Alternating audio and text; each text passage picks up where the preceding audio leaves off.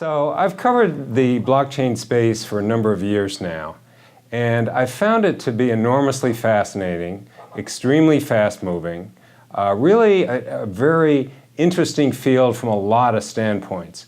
It was interesting when I first began looking at the space. A lot of my colleagues, even in this profession, would come up to me and say, "Why are you covering Bitcoin? It's just a playground for criminals. It doesn't have any real meaning. It's just going to melt away like snow in July."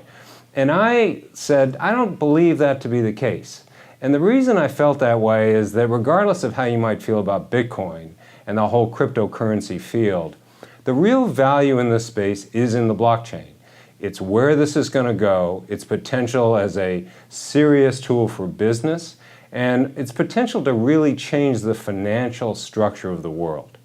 So looking at the blockchain and how the whole fintech world has evolved, I've been amazed at how quickly it has kind of become a part of the fabric of the enterprise community.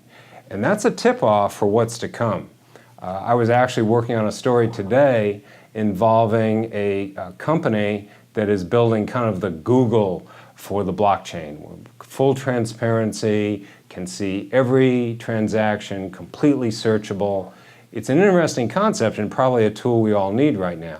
Well, one of the facts that I'm going to include in my story is that we currently have, based on what he can see, 300 million per hour in transactional value right now, and that's just on what he can see on the public blockchain and also the private Ethereum chain. So it's tremendous value. And when you start throwing around numbers like 300 million per hour, that's, as the old adage goes, you were talking about real money.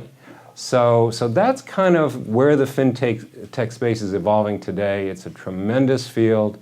A lot of very sharp people are part of it, and that should be an indicator that there's more to come.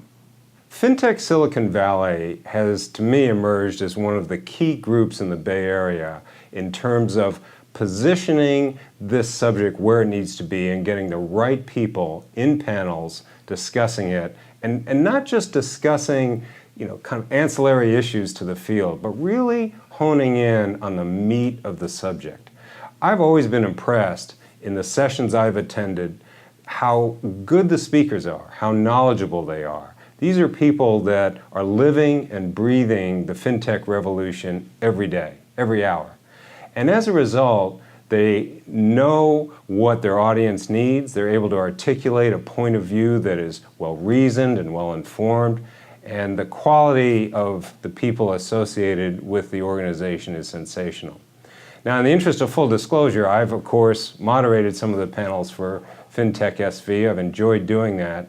And I have to be honest, there are times when I'm moderating a panel, and as a moderator, I'm supposed to keep things on track, pay attention to who's saying what, make sure the dialogue is flowing and people are involved. But I'm so taken by the quality of the discussion and the dialogue that sometimes I'll even lose track, and I've got to get back on it because it's just so engaging. And it's a real tribute, in my view, to the quality of the people that the organization has been able to attract and the topicality of the subject matter. So many of these discussions are kind of floundering around general terms. So many groups are doing things out there that are just kind of throwing darts at a wall. What I like about FinTech SV is how well the organization goes right to the heart of the matter, pinpointing what's relevant, what's current, and getting the right people to address it each time.